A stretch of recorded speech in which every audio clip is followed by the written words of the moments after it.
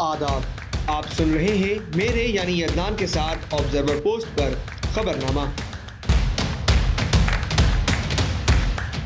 शुरुआत करते हैं आज की मुख्य हेडलाइंस के साथ। 10 राज्यों की 31 विधानसभा सीटों, वायनाड लोकसभा सीट पर वोटिंग खत्म। बंगाल में टीएमसी नेता की मौत। राजस्थान में निर्दलीय प्रत्याशी ने एसडीएम को मारा थप्पड़। बुलडोजर एक्शन पर सुप्रीम कोर्ट बोला, अफसर जज नहीं बन सकते, प्रॉपर्टी तोड़ने से पहले 15 दिन पहले देना होगा नोटिस। सुप्रीम कोर्ट बोला, एनसीपी अजीत अपने पैरों पर खड़ी हो, अपनी अलग पहचान बनाए, उस पर चुनाव लड़े। प्रचार में शरद पवार के फोटो वीडियो इस्तेमाल ना करें। पीएम मोदी और योगी पर जमकर बरसे कांग्रेस अध्यक्ष खड़गे। कहा, स्वतंत्रता आंदोलन में भाजपा आरएसएस की कोई भूमिका नहीं। ट्रंप ने मस्क और रामास्वामी को सरकार में किया शामिल। सरकार को सलाह देने वाले नया डिपार्टमेंट बनाया।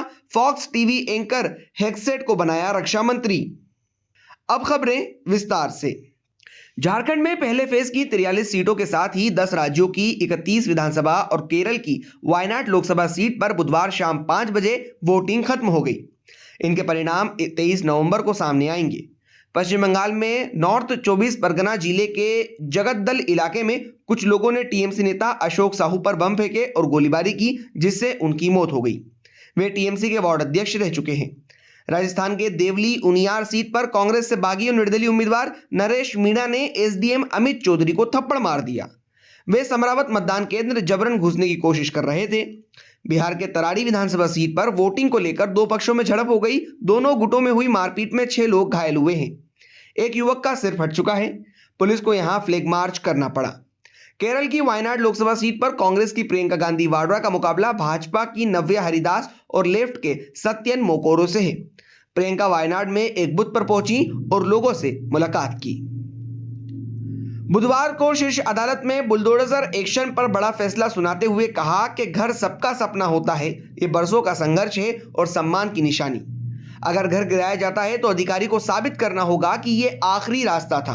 अफसर खुद जज नहीं बन सकते। जस्टिस बीआर गवई और जस्टिस केवी विश्वनाथन की बेंच ने बुलडोजर एक्शन पर पूरे देश के लिए 15 गाइडलाइन भी जारी की है। अदालत ने कहा है कि अगर घर गिराने का फैसला ले लिया गया है तो 15 दिन का समय दिया जाए। घर गिराने की कार्रवाई की वीडियोग्राफी जरूरी है। अगर कोई अफसर गाइडलाइन का उल्लंघन करता है तो वो अपने खर्च पर दोबारा प्रॉपर्टी का निर्माण कराएगा और मुआवजा भी देगा। उत्तर प्रदेश, मध्य प्रदेश और राजस्थान में लगातार बुलडोजर एक्शन के बाद जमीयत उलमाए हिंद ने सुप्रीम कोर्ट में याचिका दायर की थी। आरोप लगाया गया था कि बीजेपी शासित राज्यों में मुसलमानों को निशाना बनाया जा रहा है और बुलडोजर एक्शन लिया जा रहा है। सुप्रीम कोर्ट ने बुधवार को नेशनलिस्ट कांग्रेस पार्टी यानी एनसीपी के चुनाव चिन्ह घड़ी के विवाद पर सुनवाई की।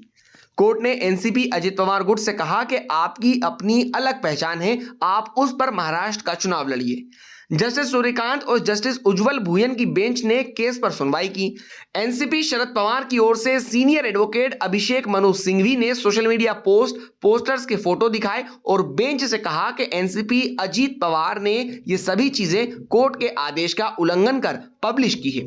सुप्रीम कोर्ट ने पिछली सुनवाई में अजीत और शरद पवार की एनसीपी को नसीहत दी थी कि वे कोर्ट में अपना समय बर्बाद ना करें, बल्कि चुनाव में जाकर वोटरों को लुभाएं। कोर्ट ने अजीत गुट से कहा था कि अखबारों में 36 घंटे के भीतर डिस्क्लेमर छपवाएं कि घड़ी चुनाव चिन्ह का मामला कोर्ट में है। महाराष्ट्र में विधानसभा चुनावों के लिए होने वाली वोटिंग में अभी कुछ ही दिन बाकी है।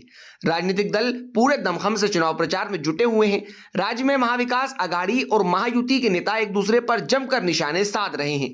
बुधवार को कांग्रेस अध्यक्ष मल्लिकार्जुन खड़गे ने भारतीय जनता पार्टी और उसके वैचारिक मार्गदर्शक राष्ट्रीय स्वयंसेवक संघ की स्वतंत्रता संग्राम और देश की एकता में कोई भूमिका नहीं होने का आरोप लगाया। मल्लिकार्जुन खड़गे ने सत्तारूढ़ पार्टी पर तीखा हमला करते हुए ना रोक, बटेंगे तो कटेंगे और एक है तो सुरक्षित है की आलोचना की। खड़गे ने भाजपा नीत महायुति सरकार को चोरों की सरकार करार दिया और चुनाव में उसकी हार का आह्वान किया। कांग्रेस अध्यक्ष खड़गे ने कहा कि जातिगत जनगणना, जिसका वादा कांग्रेस ने अपने चुनावी घोषणा पत्र में किया था, उसका उद्देश्य एकता को बढ़ावा देना है और सभी वर्गों के लिए लाभों का समान वितरण करना है। उन्होंने कहा, जाति जनगणना लोगों को बांटने के लिए नहीं है। अमेरिकी राष्ट्रपति चुनाव में जीत के बाद डोनाल्ड ट्रंप सरकार चलाने के लिए अपनी टीम का गठन करने में जुटे हुए हैं। कुछ पदों पर नियुक्तियों के बाद उन्होंने टेस्ला चीफ एलॉन मस्क और भारतवंशी उद्योगपति विवेक रामास्वामी को बड़ी जिम्मेदारी सौंपी है। मस्क और रामास्वामी को department of government efficiency DOGE विभाग का नेतृत्व करने की जिम्मेदारी सौंपी गई है। DOGE एक नया विभाग है जो सरकार को बाहर से सलाह देगा। डोनाल्ड ट्रंप ने इसे लेकर बयान जारी किया है।